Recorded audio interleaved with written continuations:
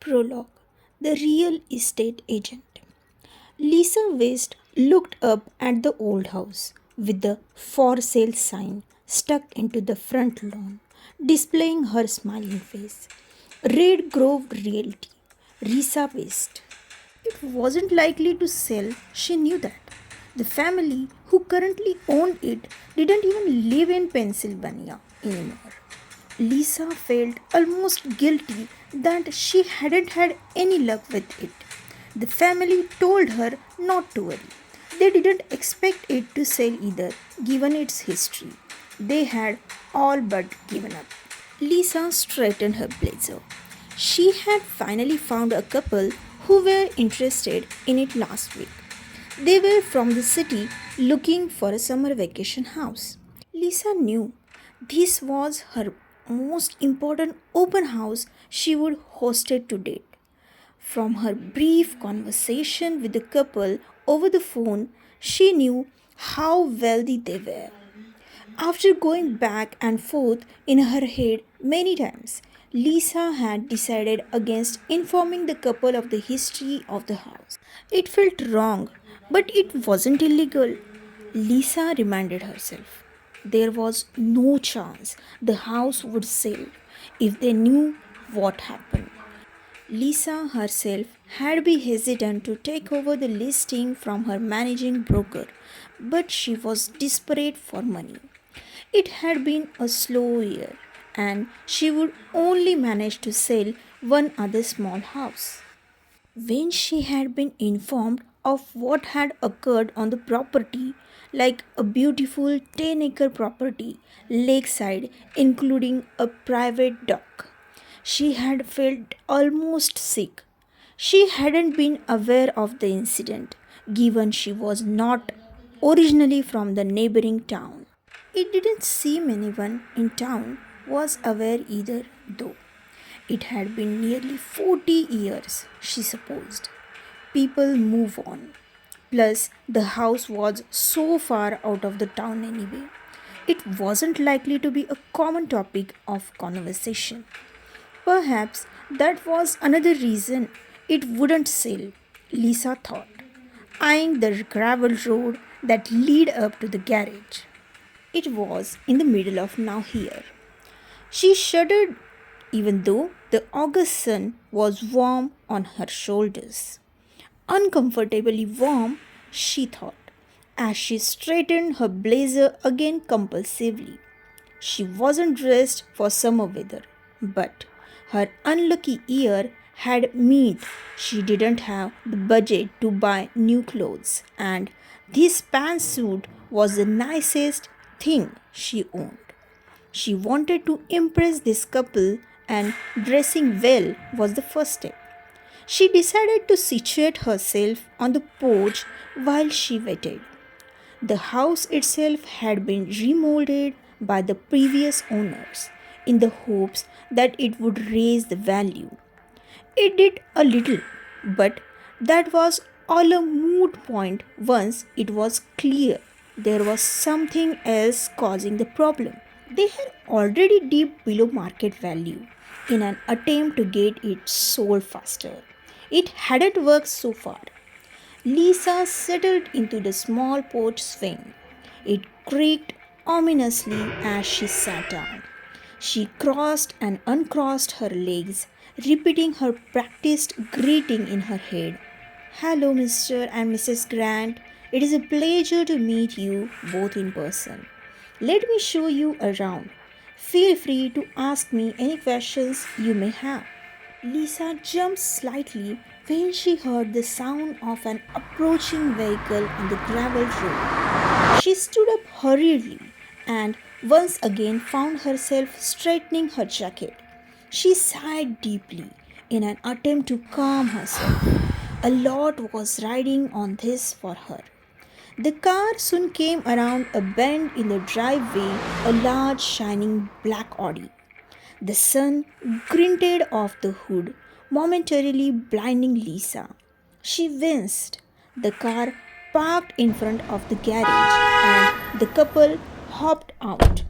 They were fairly young, Lisa noticed. The woman was tall and slender, with a long bleached blonde hair tied up in a sophisticated ponytail. The man was tall as well, but with a darker complexion and curly hair that was neatly slicked back. They both wear light linen clothes. Lisa could tell they were expensive. She descended the steps of the house, clutching the railing. She blurted out her rehearsed greeting. "Thank you so much for taking the time to show us around," Mrs. Grant said sweetly. She extended her hand to shake Lisa's. "My pleasure," Lisa said, feeling slightly more comfortable now. "So, this is on 5 acre, is that right?" Mr. Grant asked, meandering around the front lawn.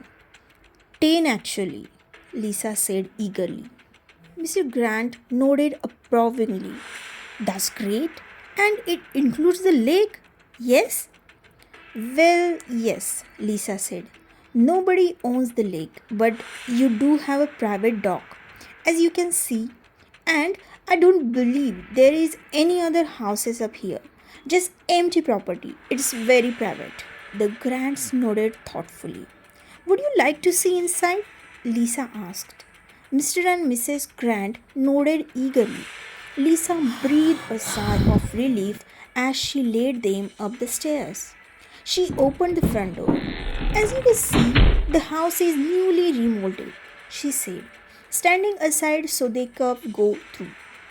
"And also, it still has the original stained glass in the front door," she said, gesturing to the beautiful abstract glass.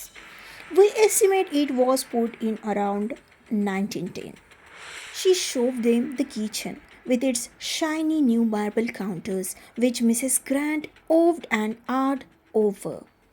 "As you can see, Mrs. Grant, there are all new appliances," Lisa boasted. "Oh, please call me Natalie," Mrs. Grant said, smiling warmly. "Oh, yes, of course," Lisa said. She worried she was lying it on too thick, but it did seem to be working. Maybe the house had finally found its new owners. As she showed them the living room and basement, she laid off a bit. Not only because she wanted to give them their privacy to discuss everything, but also because the basement scared her. She had spent a few hours alone at the house, preparing it for visitors, and the basement was her least favorite room. There was something unsettling about it, or maybe she was just protecting since she knew the history. She wouldn't have ever let it to show, but she stayed at a safe distance. As they toured the upstairs bedrooms, she overheard them discussing the ample space and how it would be perfect for entertaining guests. What harm could it do? It was really just a stigma anyway. After the tour, Lisa brought them back outside to show them the storage shed as well. "As you can see, this would be great for any tools or equipment you have," she said. "And it has a generator already hooked up in a case of power outage. It's not common, but it's good for emergencies." Lisa had shown enough houses to know when a couple was hesitant or deciding not to buy. The look she saw on Mr. and Mrs. Grant's faces was clear. They were in love with the house and property. "Well, take your time with deciding," Lisa told them as they walked back to the car. "And don't hesitate to give me a call if you have more questions." "We have already decided," Mrs. Grant said cheerily. "We would like to make an offer." Lisa couldn't help but beam. "Great," she said. "Then, if you wouldn't mind meeting me back at office in town, we can speak in more detail here." The Grants nodded emphatically.